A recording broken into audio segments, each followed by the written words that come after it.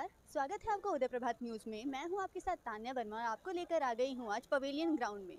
ये ग्राउंड की स्थापना 1939 में हुई थी। तब से लेकर आज तक इस ग्राउंड में कई सारी प्रतियोगिताएं का सम्मेलन किया जा रहा है। आज हम यहाँ पे डिस्ट्रिक्ट फुटबॉल लीग के लिए आए हैं, जिसमें से दो टीमें पार्टिसिपेट कर रही हैं। पहली है दून इलाइट स्पोर्ट्स अकेडमी और दूसरी है दून यूनाइटेड।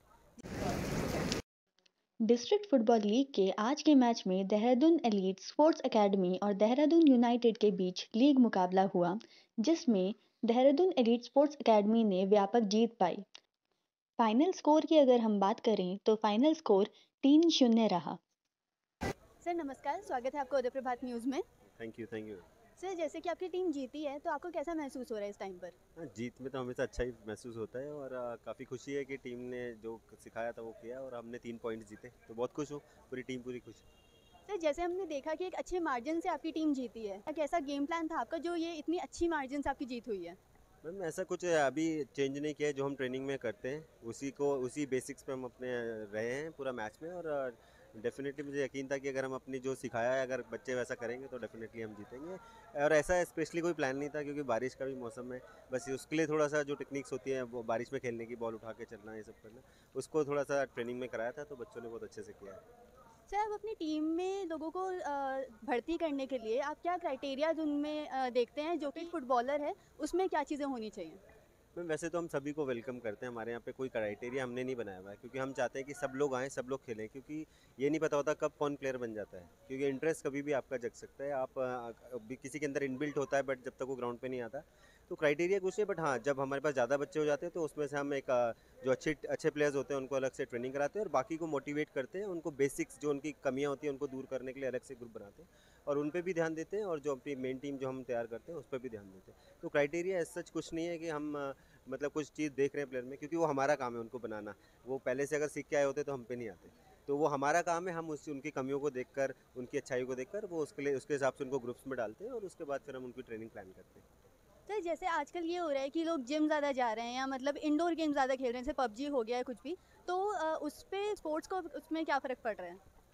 पूरे स्पोर्ट्स को ही फ़र्क पड़ रहा है क्योंकि लोग मोबाइल पे घुसे जा रहे हैं, कंप्यूटर में चले जा रहे हैं और जो गेम है आउटडोर एक्टिविटीज़ का था लोग अब घरों पे बिता रहे हैं, तो वो बहुत ज़रूरी है कि बाहर निकल के आना ज़रूरी है। फुटबॉल नहीं, कोई भी गेम जो भी आपको इंटरेस्ट हो वो एक्टिविटी करना ज़रूरी है। मॉर्निंग में रनिंग कर सकते हैं, साइकिलिंग कर सकते हैं, आजकल यहाँ उत्तराखंड में हाइकिंग है, हाइकिंग में जा सकते हैं और कोई भी गेम खेल सकते हैं, बट आउटडोर एक्टिविटीज़ होना बहुत ज़रूरी है क्योंकि वो आपको मेंटली भी फिट रखेगा, फिजिकली भी फिट रखेगा और आपको जो भी काम करना चाहते हैं इजीली आप कर पाएंगे।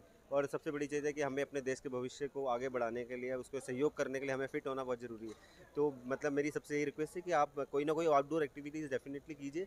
जिम करना ऐसा नहीं है कि कंपलसरी है कि आप जिम करके, बहुत ये सारी चीज़ें आप आउटडोर एक्टिविटीज़ में भी कर सकते हैं क्योंकि आज की डेट में तो डायनामिक्स जिम्स हो गए हैं, अब आप ओपन एयर जिम्स लगे हुए हैं, गांधी पार्क में लगा हुआ है, तो लोग वहाँ पे भी आके कर सकते हैं। तो अब जब सरकार हमको फ़ायदा दे रही है, कुछ फैसिलिटी दे रही है, तो हमें उसका भी फ़ायदा उठाना चाहिए और कम से कम मोबाइल और टीवी की तरफ जाना चाहिए। और यंगस्टर्स जो बहुत छोटे होते हैं, क्योंकि साइंटिफिकली भी प्रूव्ड हो गया है कि अब आँखों पे भी असर पड़ रहा है, बच्चों के ब्रेन पे बहुत ज़्यादा असर पड़ता है, तो पेरेंट्स को भी ध्यान देना चाहिए कि एक स्क्रीन टाइम लिमिट करें उनका, 1 घंटा 1.5 घंटा, उससे ज़्यादा उनको फ़ोन ना दें और आउटडोर एक्टिविटीज़ या कोई डांस या किसी चीज़ में ऐसा डालें कि बच्चा एंगेज रहे कहीं ना कहीं फिजिकल एक्टिविटीज़ में।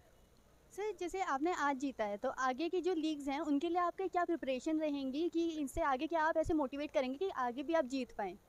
देखिए हम एक टाइम पे एक ही मैच को लेके चल रहे हैं, अभी हम लीग को फाइनल नहीं देख रहे हैं, हम सेमीफाइनल नहीं देख रहे हैं, हम हर मैच एक एक दिन में एक एक मैच लेके चल रहे हैं और हम यही प्लान कर रहे हैं कि हमारी टीम जिस दिन उतरे उस दिन अच्छा खेले और जो उस दिन का प्लान है उसके उसके हिसाब से खेले और हम हर मैच में 3 पॉइंट्स जीतें और डेफिनेटली जब सारे मैच जीतेंगे तो हम चैंपियन हो जाएंगे। बिल्कुल सर।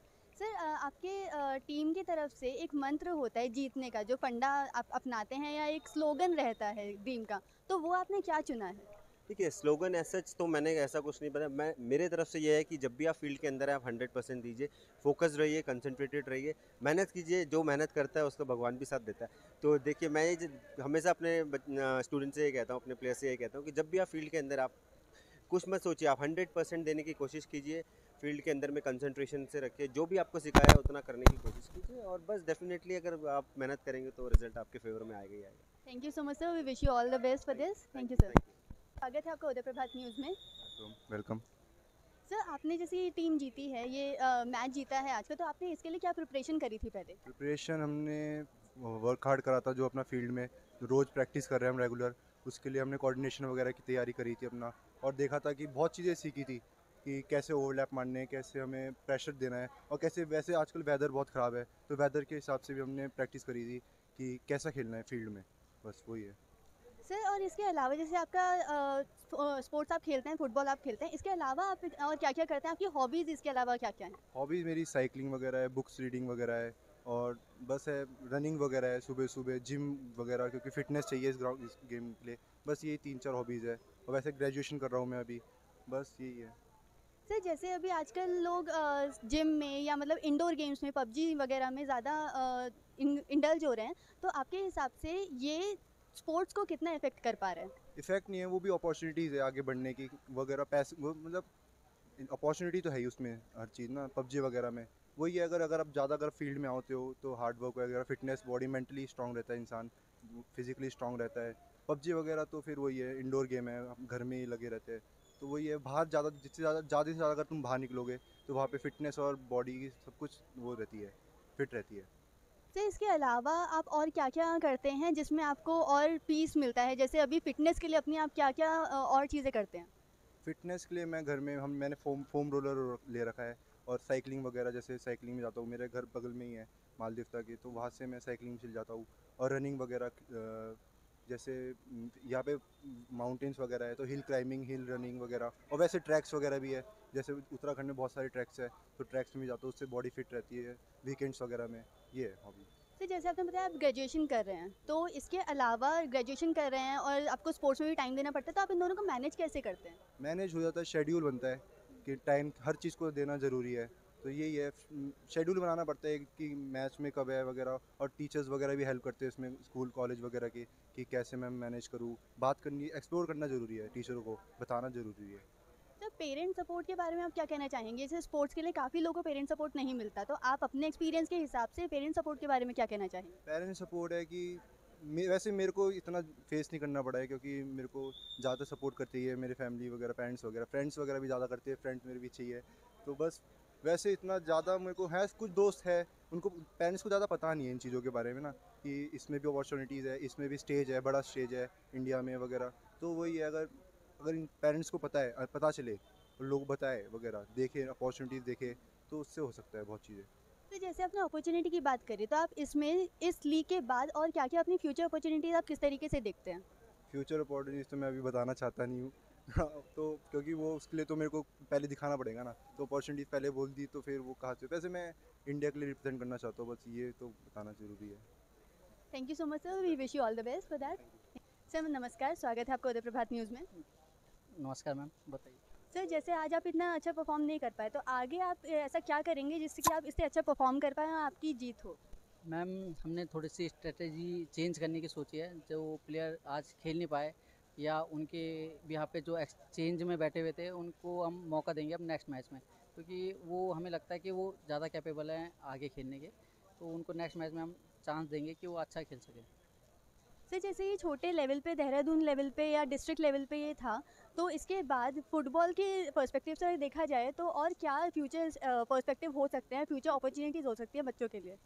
मैम यहाँ तो कोई फ्यूचर नहीं है, सीधी सी बात है, क्योंकि ऐसा है यहाँ पे स्पोर्ट्स को ज़्यादा वो नहीं मिलता, इंटरेस्ट नहीं है। ग्राउंड की आप हालत देख रहे हो, आप कैमरा घुमा के आप दिखा सकते हो कि बच्चे अभी कैसे खेलें, एक हाफ सही खेले, दूसरे हाफ में वो पानी भर गया, तो खेलने में दिक्कत होती है इनको। अच्छा ग्राउंड यहाँ पे प्रैक्टिस के लिए कोई ग्राउंड नहीं है, जिस दिन लीग हो गई डिस्ट्रिक्ट का साल में एक बार होता है, तो उस दिन कम्बिनेशन किसी के साथ बैठता नहीं है, एक ही बार में जैसे कल मैच है, लड़के इकट्ठा करे खेल लिया, तो उस भी आप में चलता रहता है, बट मुश्किल है मतलब आगे इनका फ्यूचर, क्योंकि आप देखोगे देहरादून से आई थिंक एक ही है अनिरुद्ध थापा जो इंडिया टीम में खेल रहे हैं, तो लाखों करोड़ों में एक बंदा अगर जाए तो फ्यूचर तो कुछ है नहीं। अच्छा जो लड़के नेशनल पे भी जाते हैं वो उनमें से भी 5% ऐसे होते हैं जो कि कहीं सरकारी जॉब पे लगते हैं, अदरवाइज़ तो आपको पता ही है कोचिंग कोचिंग ही देते हैं स्कूलों में, तो फ्यूचर तो बहुत ही डाउन है।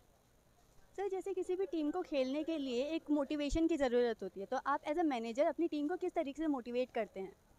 मैम हम एक तरीके से ये होता है कि नए जो जनरेशन के बच्चे हैं उनको अपने आसपास जो होता है, जैसे अब नई जनरेशन आ रही है उनको हम प्रैक्टिस मैच में खिलाते हैं, छोटे मोटे टूर्नामेंट करा देते हैं, तो उनको मोटिवेशन मिलता है। बट ऐसा है कि अब जो नई जनरेशन आ रही है, जैसे कोई ओल्ड होते जा रहे हैं डे बाय डे, मतलब कोई जो पुराने लोग हैं अब उनकी क्षमता नहीं है आगे करने की, तो ऐसे क्लब ख़त्म होते जा रहे हैं। तो हम तो ये कहेंगे कि जो नई जनरेशन के बच्चे हैं जिनकी इनकम अच्छी है, अच्छी जॉब कर रहे हैं, एटलीस्ट उनको आगे फ्रंट में आना चाहिए, थोड़ा सा सपोर्ट करना चाहिए अपने क्लब के एटलीस्ट मैनेजर को, थोड़ा सा फाइनेंस में इन्वेस्ट करना चाहिए कि भाई सपोर्ट करें उनको। अदरवाइज़ क्लब ख़त्म होता जाएगा, क्योंकि आप देख रहे होंगे पहले ज़माने के बहुत से क्लब होते थे तो बहुत अच्छी टीमें होती थी, अब है नहीं इतना इसको। सर जैसे पेरेंट सपोर्ट होता है या फैमिली सपोर्ट होता है, कुछ लोगों को नहीं मिल पाता, तो आप उसके लिए as a manager of the team आप क्या ऐसी चीज़ें करते हैं जो उनको इंस्पायरेशन मिले कि हाँ हमारे बच्चे को यहाँ पे जाना है या हम बच्चे को स्पोर्ट्स में और आगे मोटिवेट कर सकते हैं? मैडम ऐसा होता है कि माँ बाप कोई भी बच्चों को खेलने के लिए भेजता ही नहीं है, पहली चीज़, ठीक है। अब बच्चे इतने वैसे हो गए हैं एडवांस कि वो पबजी और इससे आगे बढ़ते नहीं हैं। मेरा तो ये कहना है कि हर डिस्ट्रिक्ट में एक लीग होनी चाहिए, ठीक है। सरकारी मतलब जैसे जो इंडियन आर्मी है स्पोर्ट्स कोटे की, वो आनी चाहिए।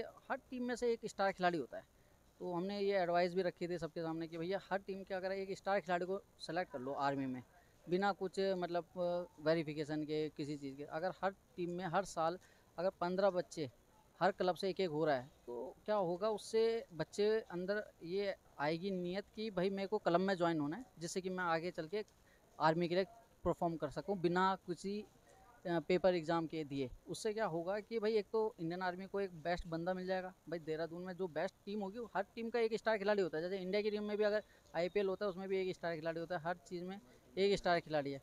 तो आप अगर इंडियन टीम की अगर आती है, कोई सीनियर आते हैं, तो अगर एक एक बंदा सेलेक्ट कर लें तो उनसे क्या होगा कि भाई पेरेंट्स को लगेगा कि हाँ भाई आर्मी में जाएगा बंदा तो स्पोर्ट्स में भेजेगा। या हर स्पोर्ट्स में मतलब अगर स्पोर्ट्स में अगर बहुत सारी टीमें आती है, गवर्नमेंट सेक्टर आते हैं, ऑडिट वाले हो गए, आर्मी हो गई या एजुकेशन डिपार्टमेंट हो गए, जहाँ भी स्पोर्ट्स कल्चर है, तो उनको तभी मोटिवेशन मिलेगा जब वो आगे आएंगे। सर आपके हिसाब से गवर्नमेंट और स्पोर्ट्स की क्या रिलेशन रहती है, कितना रिलेशन रहता है? जैसे फंडिंग थोड़ी कम मिल पाती है स्पोर्ट्स को, तो आपके हिसाब से गवर्नमेंट कितना सपोर्ट कर रही है इंडिया के स्पोर्ट्स को? Madam zero. ऐसा होता है, ये प्राइवेट टूर्नामेंट हो रहा है और ये एक तरीके से मतलब यहीं के लोकल लोगों ने इन्वेस्ट थोड़ा थोड़ा करके जैसे करके तब ये लीग चलती है। बाकी जैसे पर प्लेयर मतलब रेफरियों का जो पेमेंट होता है वो पर प्लेयर के हिसाब से या रेफरी के हिसाब से किया जाता है। और हम लोगों को क्या होता है कि हमें एंट्री फीस देनी होती है, तो हम लोग भी 3-4 से कंट्रीब्यूट करके हम भी क्लब चला रहे हैं। हर क्लब कहीं ना कहीं से फंडिंग उठा के कर रहा है, मगर गवर्नमेंट का इसमें कोई रोल नहीं होता। ये एक तरीके से प्राइवेट टूर्नामेंट है, सरकारी नहीं है। अगर सरकारी होता तो किसी नेता का या किसी का रोल होता और आते वो उद्घाटन के लिए या कुछ करने के लिए। बट ये एक तरीके से प्राइवेट टूर्नामेंट है। डिस्ट्रिक्ट हमेशा उत्तराखंड में प्राइवेट ही रही है, अभी तक तो कोई इसमें रोल है नहीं। नहीं तो अगर होता तो अभी यहाँ पर फैसिलिटी अच्छी होती। आज की वीडियो के लिए बस इतना ही। आशा करते हैं कि यह वीडियो आपको पसंद आई होगी और ऐसे ही नई खबरों के लिए जुड़े रहें उदय प्रभात न्यूज़ के साथ।